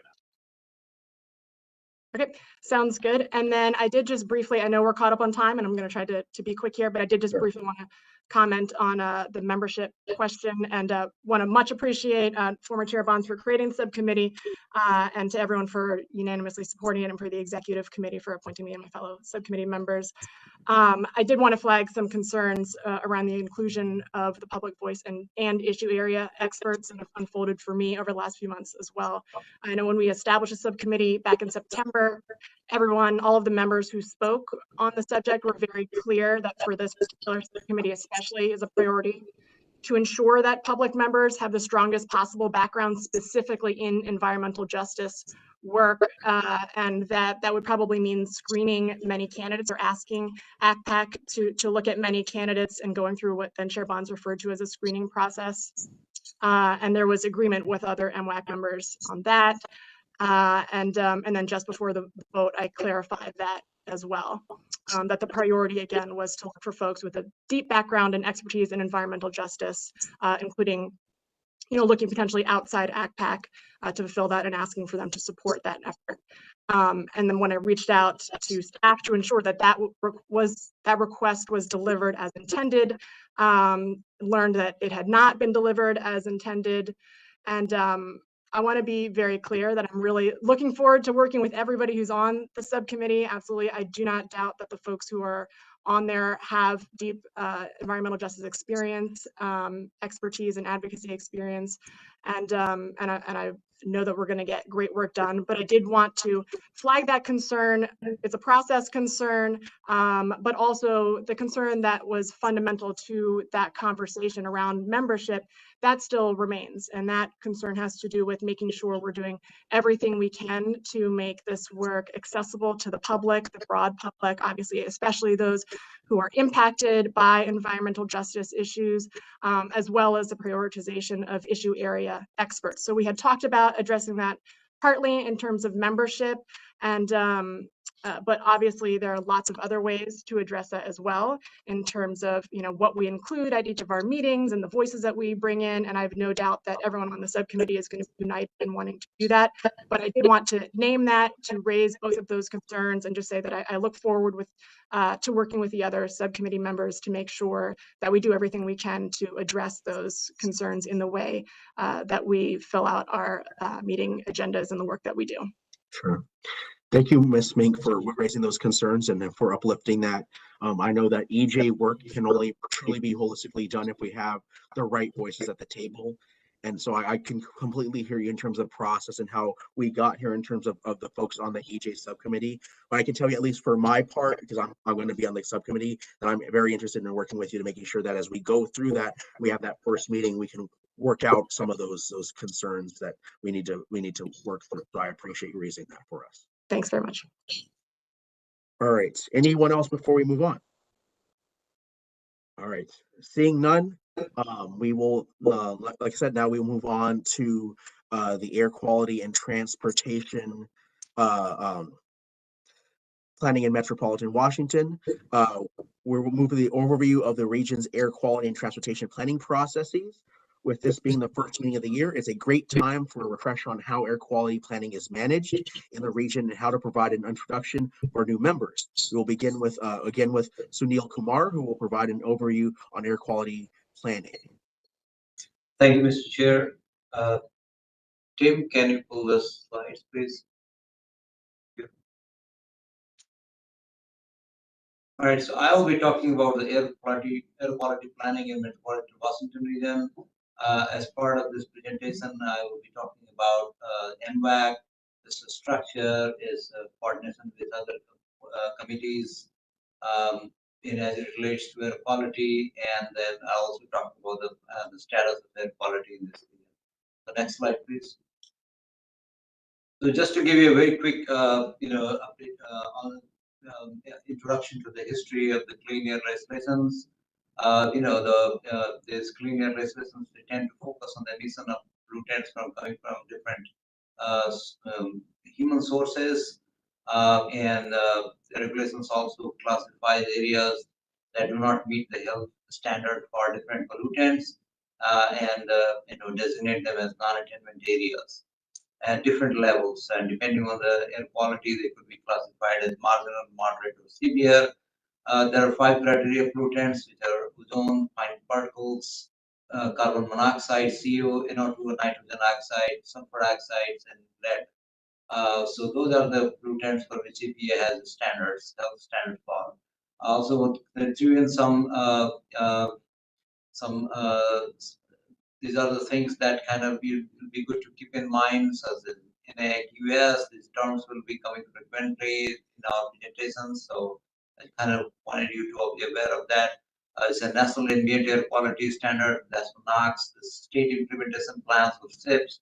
There's a national source performance standard, NSPS, prevention of significant disease, prevention of significant deterioration, and then national emission standard for hazardous air pollutants for these shafts. So these regulations tend to focus are related to this kind of thing. They're primarily NSPS and PSD and NISAPs. These are emission standards for different sources that come up in either attainment or non-attainment areas. This lesson also focus on the controls coming from the stationary and mobile sources. Also try to address the transport coming from across the outside of the region, that's for interstate transport. And then the regulations have been formulated for acid rain and toxics and things like that. They also tend to regulate the monitoring, research, and assistance grants to the states. There's a whole history there's a long history of the air quality legislation in this country. You can see this all started with the Air Pollution Control Act of 1955, and then at different times, then different acts were introduced. And then the major amendment was made to the Clean Air Act was in 1990, and that kind of shaped the different requirements and elements for the current air quality planning that the states and the regions are involved in. Next slide. Okay, so this picture shows you the jurisdictions that are part of our Metropolitan Washington region, and those are they're part of the quality committee. The committee was basically designated for air quality planning in this region, and was created in 1992 by the authority derived from the certification from the mayor of District of Columbia and the governors of state of Maryland and Commonwealth of Virginia as the region's air quality planning entity. As you can see in the map, the area involved or addressed by the committee as far as air quality planning is concerned. Next slide, please. So the role of MWAC is primarily to prepare and revise the region-wide state implementation plans. Those plans basically address attainment of health standards for different criteria pollutants. They also demonstrate the rate of progress in meeting those standards by reducing different emissions of different pollutants. Also, as part of that exercise, the emission inventories and emission budgets are prepared, and when the region finally extends the standards, then a maintenance plan which demonstrates that the region will keep meeting the standard in the future is also prepared. So those are primarily the role of MWAC is concerned. However, in addition to those roles, MWAC also performs other roles to improve regional air quality from time to time through different projects and things like that.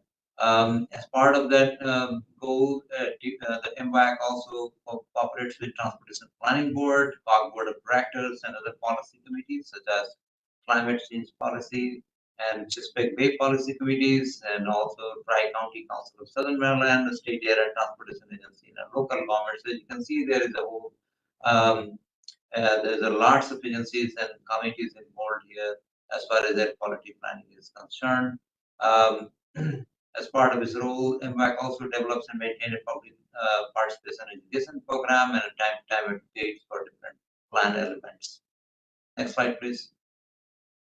So this table shows you the membership, which is basically 6 members from District of Columbia and 20 members is from Maryland and Virginia. There's 1 member from which is comes from the Transportation Planning Board chair or the chair's designee.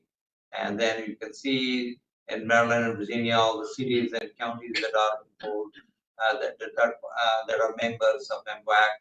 And in addition to the General Assembly, Department of Environment, and Department of Transportation of Climate Engineering. Next slide, please.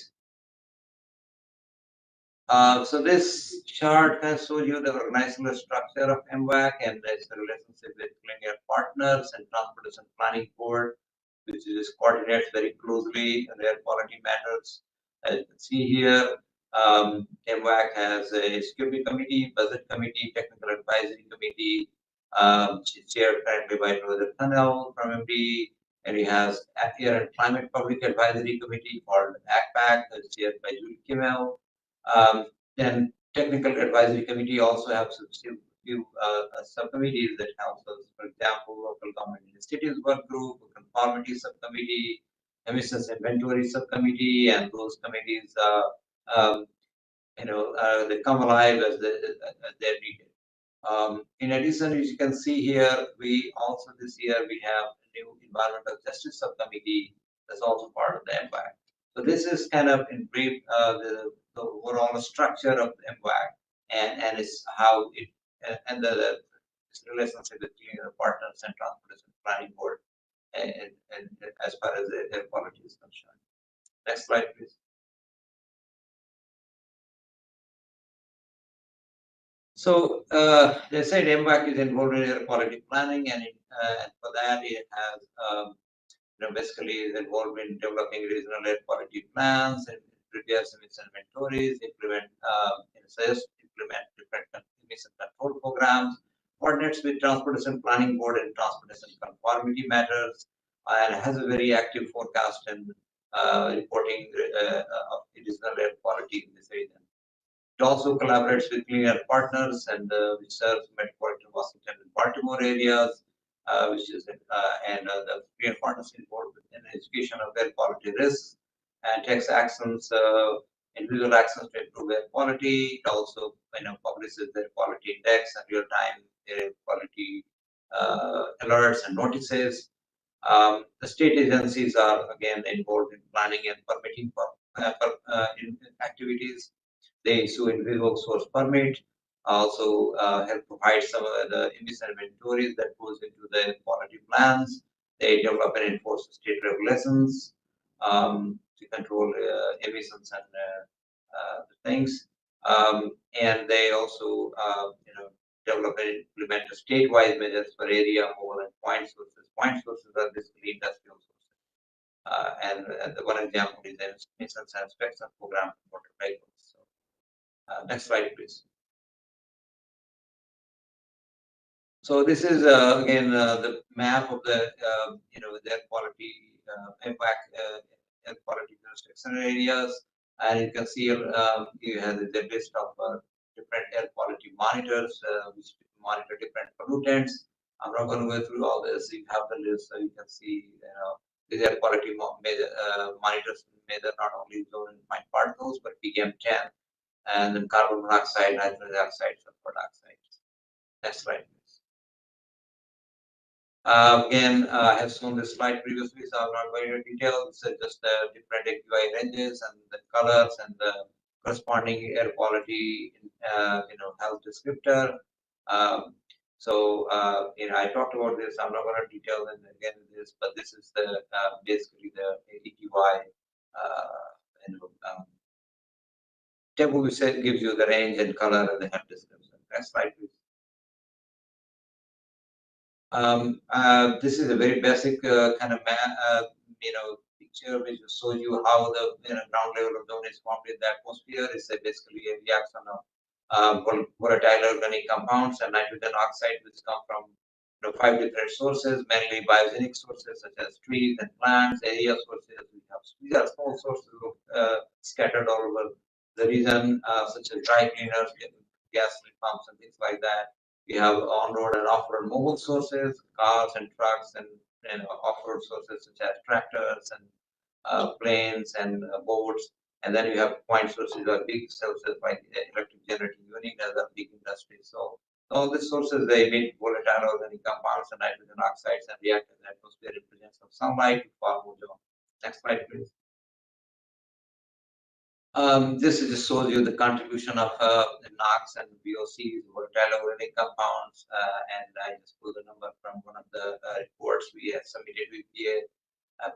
And this is a 2017 number, so that's the latest number we have. You can see for NOx, which tends to be the main culprit behind ozone formation in this area. You can see, 39% of NOx emissions come from on-road sources, and point sources contribute 33%. Rest come from non-road, on-road. For VOCs, the major sources are non-point or area sources, and then followed by on-road, non-road sources. Point sources are relatively very minor as far as VOC is concerned. Next slide, please. Again, I showed this slide for the design value trend, so I'm not going to detail this. So it's basically a pretty good downward trend, though the kind of line has become flat in recent years. So, as I said previously, the states have already submitted exceptional event data waiver request to EPA to bring down the 71 parts per ppb for 2023 to, and if that happens, and we are hoping that EPA will approve that, and that will bring back the design value below the standard and will be attempted again. Thank you. Next slide, please. This is exceedances of ozone standard, and along with the color code days. As you can see, we not only reduce the total number of exceedance days, which is shown above those each of those bars, but also the number of ozone. Different color codes have also been reduced. Last year in 2023, there was some slight jump in numbers that could be largely due to the smoke coming from the fires. Next slide, please. So where are we in terms of attaining our current ozone standard, which was published in 2015? Just to give you a very quick background, we were initially designated as the marginal non-attainment area, which is the lowest level of non-attainment, in a way back in August 2018. Then we were classified back to a higher level called moderate non-attainment level in November 2022 because we failed to attain by that deadline. And the current data shows we are in non-attainment, but that's partly mostly due to the smoke coming from wildfires in Canada. And as I say, states are already applied for this. So if once EPA grants the waiver, we will be in attainment. At that point, we'll be submitting a request to redesignate the area back into attainment. And with that, we will also have to submit a maintenance plan, which will demonstrate that the area will keep attaining the standard in the future. Next slide, please. I just wanted to show you the design value of annual PM. We already showed you the slide, so I'm not going to spend time with this slide. Basically, just tells you that we are in compliance with the current, the latest ozone standard 9.0 microgram per cubic meter for the primary and full primary standard. Next slide, please. We cooperate with work with CPC or Climate, Energy, Environment and Policy Committee a lot, as because some of the measures that help us reduce the impact of climate and bring down the the greenhouse gas emissions also help us in bringing down the emissions of ozone precursors and fine particle precursors. That helps us in reducing the ozone and fine particle level area. The CPC has been, it has published goals that's given in the 2008 National Capital Vision Climate Change Report, and also has the 2030 Climate Energy Action Plan. Next slide, please. Again, I'm not going to details of these. You have this slide, so you can go through to read what are in the 2030 Climate Energy Action Plan, and just to kind of summarize. A lot of the activities that and access the CPC text also helps us the reason into reducing the effluent levels. CPC is involved, and it has different work groups and committees, and they are all listed here. So I'm not going to detail with that. That we can, in the interest of time. Let's move on to the next slide. Okay, so this is the final slide. So here are some of the resources I thought would be very useful for you all if you are interested in learning more about MWAQC, or the current air quality data forecast, historical air quality data. Then you can click on these links and it will take you to those pages. In the beginning, Chair Budai had mentioned that there is a new air quality trends report. So there's a link there also. You can read that report if you're interested in. And finally, at the bottom of this slide, you can see a link to the Clean Air Partners tree. air quality app you can download, and you can also sign up for MWAQC, which will give you the air quality forecast as well as some real-time air quality alert if the air quality gets worse here. So that's all I have. I'm happy to take any questions, and then I will hand it over to Jane Posey for the second part of it. Yeah, thank you for that, Mr. Kumar. Yeah, before we move to Ms. Posey, any questions for Mr. Kumar? Another very informative, very information-intensive presentation.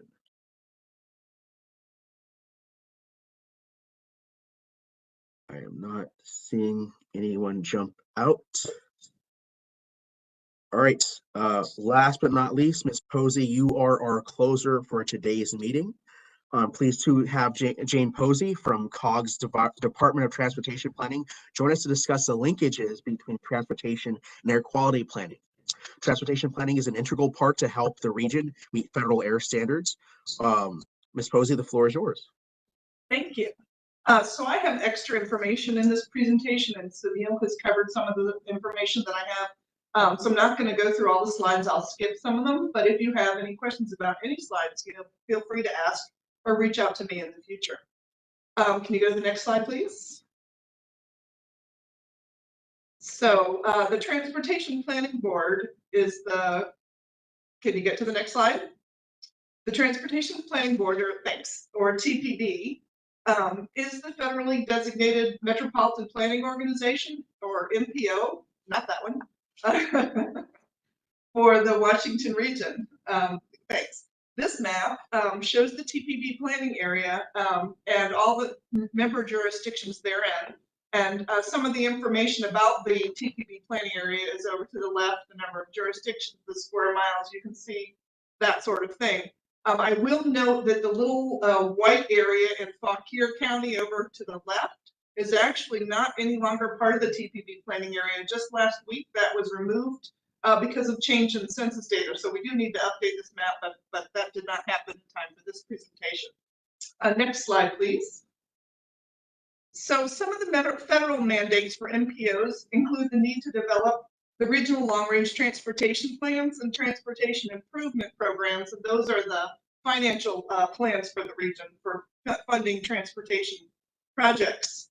Areas such as ours that don't meet federal air quality standards, as you know, were non-attainment for the 2015 ozone standard, require the MPO has to assure that the long-range transportation plan conforms with the area's state implementation plans. So now, Tim, can you skip all the way to slide 10, please? Thank you. So the TPB and MWAC, as Sunil mentioned, work together to improve the region's air quality. MWAC is responsible for developing state implementation plans, which show how our region will attain and maintain the federal National Ambient Air Quality Standards, or NAAQS. For this work, the TPB develops the mobile emissions inventory. So Sunil talked about all the different sources, and the TPB deals with the on-road mobile sources. So the TPB develops the mobile emissions inventories using the required EPA mobile emissions estimation tools that are at the time when the inventories are developed. So MWAC uses the mobile inventories developed by the TPB to set the motor vehicle emissions budgets, and we usually call those MVEBs or just mobile budgets, for use in the long-range transportation plan and TIP air quality conformity analyses. And the MVEBs, probably many of you know, are a ceiling for the emissions that are associated with the region's long-range transportation plan. So then the TPB comments on the mobile budget development. And you may remember that last fall you adopted an update to the region's 2008 ozone maintenance plan SIP, showing how the region is continuing to maintain that older standard with new budgets for VOC and NOx, because of course those are what mix together to form the ground level ozone that we are not in attainment of for this region. Next slide, please. So this graph shows the emissions inventories for NOx in that maintenance SIP update with the mobile source emissions sort of in the gray part, is it purple or gray, I can't tell exactly, of each bar. The first inventory year is 2014, the leftmost bar, because that's the year that the region attained the 2008 ozone standard. The next two inventories are for 2025 and 2030, and those represent the interim and out year plans for this 2008 ozone maintenance plan. The small area above the gray mobile emissions represents a buffer or safety margin that's developed in setting the mobile budgets to allow for technical changes between when the mobile budgets are set and then when they're used for the air quality conformity analysis of the long range plan. So I've been here for a lot of years and I never once can remember having the same exact set of inputs used to set the mobile budgets as were used for the air quality conformity analysis. So this buffer allows for this sort of apples to oranges comparison that we have as we do the conformity analysis and then have to compare those emissions against the mobile budgets that are set in the SIPs. So these safety margins represent 20% in this case of the mobile inventories for each of the 2025 and 2030 years. The red line across the top of the graph shows the level of emissions that needs to be maintained to meet, in this case, the 2008 ozone standard. So the next slide, please. This graph shows the same thing, but for VOC emissions. You can see the three analysis years, the base year 2014 and the interim and out year, and then the red line across the top showing that the level of maintenance needed to maintain after we achieve the standard and each of the sources of pollutants and then the buffers. Could you skip slide 13, please, and go on to slide 14? So this graph is very similar to the one two ago, but it shows only the mobile source emissions for NOx. The blue shading represents the mobile source emissions, a snapshot in time using the most up-to-date information when they're set, and then the red shading represents the 20% safety margin or buffer, which is used when the mobile budgets are set. Once again, the red line across the top shows the level necessary to maintain the 2008 ozone standard. So, you know, we talk about the 2008 ozone standard for setting mobile budgets instead of the 2015 ozone standard, which is the most current up-to-date standard for ozone.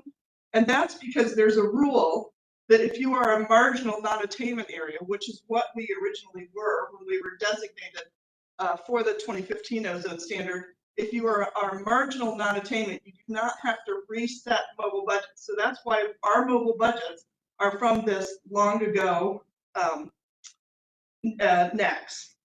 So if you could move to the, sorry, slide 16 is where, oh, that's fine. 15 was just the same thing again for VOC. Slide 16, so transportation conformity, which we usually refer to here as air quality conformity, is a link between air quality planning, the setting of SIPs and other things, especially that MWAC works on, and transportation planning. Next slide, please.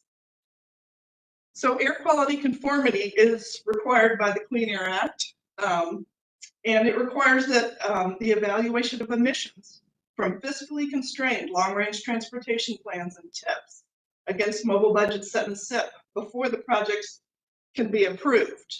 This ensures that the federal funding is given to transportation activities that are consistent with the region's air quality plans.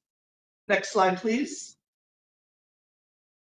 So this is a similar slide to the other one that you saw, but it represents the air quality conformity process. And the TPB here develops the region's long-range transportation plan and TIP and runs the air quality conformity analyses. So still working together, MWAC provides inputs to the TPB for each conformity analysis, such as meteorology, I can't say that, data, sorry, and state and local program information such as emissions inspection requirements.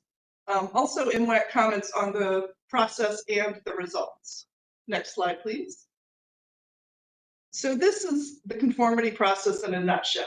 The existing transportation system that's on the ground now, along with the long-range transportation plan, highway and transit projects, and the land activity forecasts, you know, the households, jobs, and populations for each analysis year, go into the regional travel demand model, which then produces estimates of vehicle miles traveled and vehicle hours traveled for each analysis year. The travel model outputs along with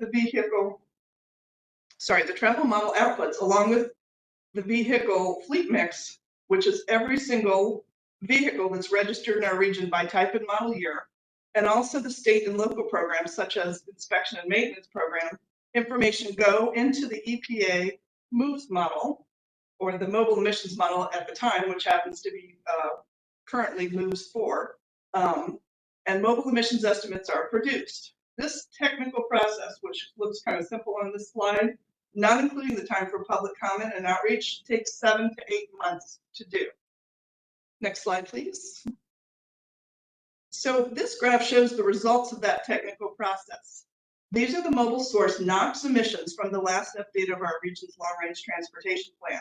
The shaded area in the peach color shows emissions through time of NOx, starting mobile source emissions, I should say, starting with the 2021 base year, which was our base year at the time, and going out to the 2045 out year.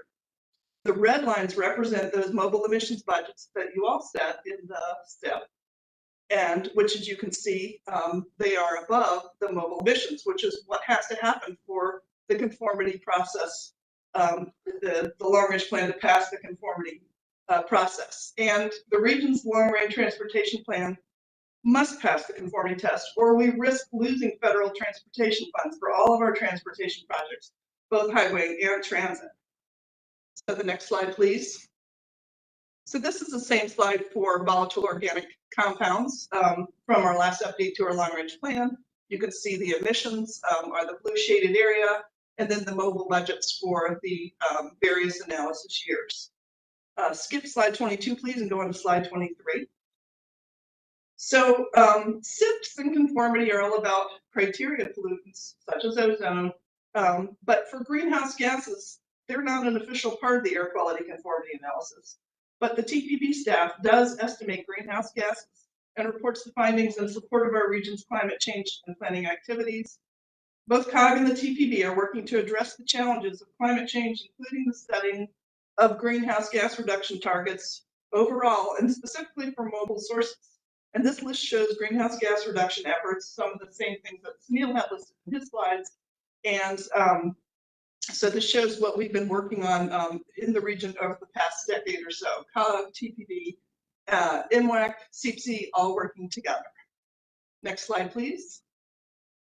So what's next for our region from the TPB perspective and the air quality conformity perspective is that tomorrow actually is the start of a 30-day comment period for the next update to the region's long-range transportation plan, which is called Visualize 2050. It's Visualize 2050 now because our new out year of our plan is 2050 instead of Visualize 2045, only going out to 2045. And then the update to our region's tip, the 26 to 29 tip. This will include updates. We'll be using the Round 10 cooperative forecasts, the regionally significant highway and transit projects, which are what's going out for public comments so everybody can see what those new projects are going to be. We're going to have updated vehicle fleet data, as I mentioned, that's current to December of 2023, and we appreciate the air agencies providing us with those data. EPA's latest emissions model, which I mentioned earlier, was MOVES 4, and I'll be sharing this information with and more technical details with MWAC Tech next month, and then the TPB will be reaching out to the air agencies to request some additional inputs for the MOVES model for this work effort. So that's all I have. If anybody has any questions, I know that's quick, and the whole process really is kind of complicated, but we do, work together, and it's important that everybody understands, how we do work together and what each of our roles are. Thank you, Ms. Posey, for that. I know we're a few minutes over our time, but wanted to give at least some space for the next few seconds. Anyone have any questions or comments for Ms. Posey?